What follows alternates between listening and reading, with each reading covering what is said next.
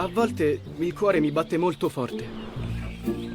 Ha detto che ha spesso mal di pancia. Ha anche un ronzio alle orecchie. Mi fanno male i piedi e le mani.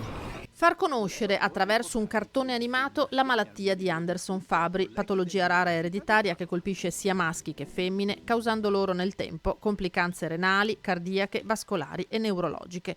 L'Associazione Italiana Anderson-Fabry e il gruppo Alcuni hanno scelto Leo da Vinci come testimonial, realizzando una puntata speciale dal titolo Amico raro. Sicuramente ci sono moltissime persone che manifestano tutti i sintomi tipici della malattia, ma che non hanno ancora ottenuto una diagnosi.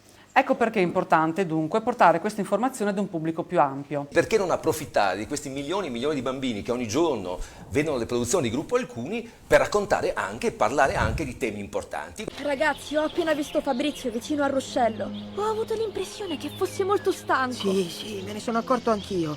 Mi sembrava che le mani gli bruciassero, non so.